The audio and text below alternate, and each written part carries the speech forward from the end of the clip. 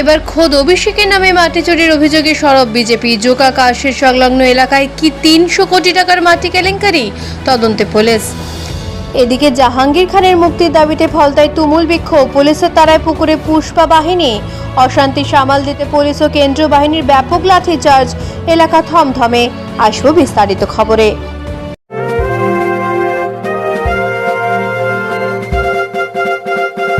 তেরা পোশাকের ঠিকানা তো একটাই, রামকৃষ্ণের 1 থেকে 4 তলাটায়। উত্তর বজবজে রাত্রিবাস করার সমস্যার সমাধানে অত্যন্ত সুলভে ঘর আর অ্যাটাচ বাথরুম সহ ঘোষবিলা। বিভিন্ন অনুষ্ঠানে ব্যাংকুয়েট হল ভাড়া দেওয়া হয়। যোগাযোগ 9231433706। কালীতলা আশুতি থানায় তৃণমূল সাংসদ অভিষেক বন্দ্যোপাধ্যায়ের বিরুদ্ধে প্রায় 300 কোটি টাকার মাটি চুরির অভিযোগ দায়ের করলেন বিজেপি নেতা অভিজিৎ দাস। সোমবার তিনি থানায় লিখিত অভিযোগ জমা দেন। অভিযোগে বলা হয়েছে, বিষ্ণুপুর ও কালীতলা আশুতি থানার সংযোগস্থলে জোকা মেট্রোর কারশেড সংলগ্ন স্থান থেকে বেআইনিভাবে বিপুল পরিমাণ মাটি কেটে বিক্রি করা হয়েছে। বিজেপি নেতার দাবি, 2018 সাল থেকে বিভিন্ন সময় মাটি কাটা হয়েছে এবং কিছু এলাকায় খননের গভীরতা রীতিমতো 100 ফুটেরও বেশি। স্যাটেলাইট ছবির ভিত্তিতে তিনি এই অভিযোগ তুলে ধরেন। অভিযোগে অভিষেকের পাশাপাশি তার আপ্তসহায়ক সুমিত রায়, বিষ্ণুপুরের বিধায়ক দিলীপ মণ্ডল, প্রাক্তন পঞ্চায়েত সভাপতির সমিতির বিপ্লব মণ্ডল সহ একাধিক তৃণমূল নেতার নাম উঠে এসেছে। ঘটনা নিরপেক্ষে তদন্তে বিশেষ তদন্তকারী দল বা সিট গঠনের দাবিও জানিয়েছেন অভিজিৎ। তবে এ বিষয়ে তৃণমূলের কোনো প্রতিক্রিয়া পাওয়া যায়নি। অভিষেক ব্যানার্জি এখানকার এমপি হওয়ার পর বিভৎসভাবে এখানে সয়েল ইরোশন করা হয়েছে, মাটি কেটে বিক্রি করে দেওয়া হয়েছে। এক একটা দিঘি 10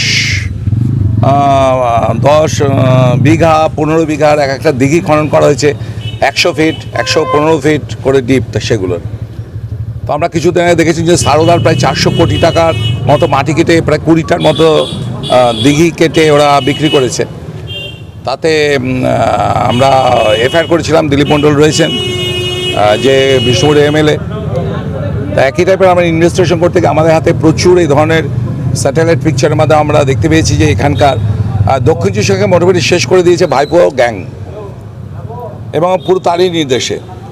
তো আজকে আমরা এসেছি প্রায় 300 কোটি টাকার মতন মাটি কেটে ফেলা হয়েছে। সেটার পুরো তথ্য নিয়ে আপনাদের জাস্ট দেখাচ্ছি যে এটা হচ্ছে আপনার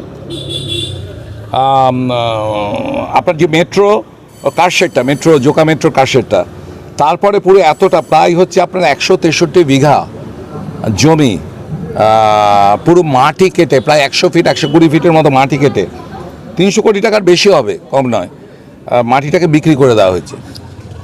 দেখুন একই স্যাটেলাইট পিকচার আপনার, যেখানে আপনি দেখতে পাচ্ছেন যে এটা হচ্ছে 2023, তখন এই সাইডটা কাটা হয়নি, শুধু এই সাইডটা কাটা হয়েছে। 2021 দেখুন মাটি কাটা সবে শুরু হয়েছে তখন।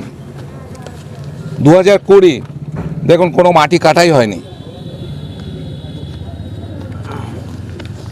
2018 পুরো গ্রিনারিজ, চাষের জমি। তো এই যে এইভাবে যে সয়েল ইরোশন করেছে, এর ফলে ভূমিক্ষয় হবে, ভূমিকম্প হবে, পুরো প্রাকৃতিক পরিবেশটাকে নষ্ট করে দিচ্ছে। কোনো অ্যাক্ট মানেনি এই অভিষেক ব্যানার্জি এবং তার দলবল। Fisheries act, land reforms act, আপনার মিনারেলস অ্যাক্ট। তা এই জন্য অভিষেক ব্যানার্জি, তার যে আত্মসহায়ক সুমিত রায়, দিলীপ মণ্ডল যিনি এমএলএ, এবং তার যে পুরো গ্যাং আসাদুল গাজী, বিপ্লব মণ্ডল, এই প্রত্যেকের নামেই আমরা কমপ্লেন করে গেছি আজকে কালীতলা থানায়। একই যেহেতু এই পুরো জায়গাটা একটা অংশ বিষ্ণুপুর থানা এবং কালীতলা থানায় পড়ে, কালীতলা থানায় আজকে করে গেলাম। কালকে সকালবেলা বিষ্ণুপুর থানায় গিয়ে কমপ্লেন করব এবং একটা সিট গঠন করে আমরা চেয়েছি এটা ইনভেস্টিগেশন করতে, যে এত কোটি কোটি টাকার যে মাটি বিক্রি হলো, সে মাটিগুলো কারা কিনেছে। গতকাল ফলতায় তৃণমূল নেতা জাহাঙ্গীর খানের মুক্তির দাবিতে এবং তাকে কোমরে দড়ি বেঁধে হাফ প্যান্ট পরিয়ে ঘোরানোর প্রতিবাদে মহিলাদের দ্বারা পথ অবরোধ করা হয়েছিল। আজ সেই বিক্ষোভের পারদ আরও চড়ল। ধৃত তৃণমূল নেতা জাহাঙ্গীর খানের সসম্মানে মুক্তির দাবিতে শতাধিক মহিলা সহ বেশ কিছু স্থানীয় মানুষ ফলতা থানার দিকে অগ্রসর হয়। বিক্ষোভকারীর থানা ঘেরাওয়ের উদ্দেশ্যে জড়ো হওয়ার চেষ্টা করলে শতকলসায় নামে এক জায়গায় পুলিশ ও কেন্দ্রীয় বাহিনী তাদের আটকে দেয়। এরপর বিক্ষোভ চলতে থাকে। বিক্ষোভকারীরা পুলিশের মৌখিক অনুরোধ না মানলে অবরোধ সরাতে পুলিশ ও কেন্দ্রীয় বাহিনী যৌথভাবে লাঠিচার্জ করলে বিক্ষোভকারীরা ছত্রভঙ্গ হয়ে যায়। পুলিশের লাঠির ঘা এড়াতে অনেককে রাস্তার ধারে পুকুরে ঝাঁপ দিতে দেখা যায়। ঘটনায় এলাকায় উত্তেজনা ছড়ালেও পরে পুলিশ কড়া হাতে পরিস্থিতি নিয়ন্ত্রণে আনে। ধৃত জাহাঙ্গীর খানের স্ত্রীর নেতৃত্বে এই বিক্ষোভ হয়েছে বলে একটি সূত্রে জানা যাচ্ছে।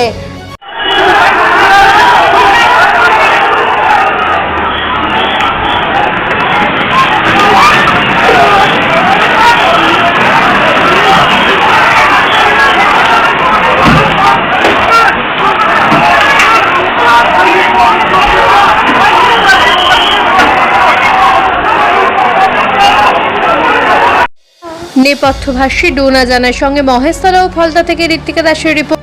উত্তর বজবজে রাত্রিবাস করার সমস্যার সমাধানে অত্যন্ত সুলভে ঘর আর অ্যাটাচ বাথরুম সহ ঘোষবিলা। বিভিন্ন অনুষ্ঠানে ব্যাংকুয়েট হল ভাড়া দেওয়া হয়। যোগাযোগ 9231433706।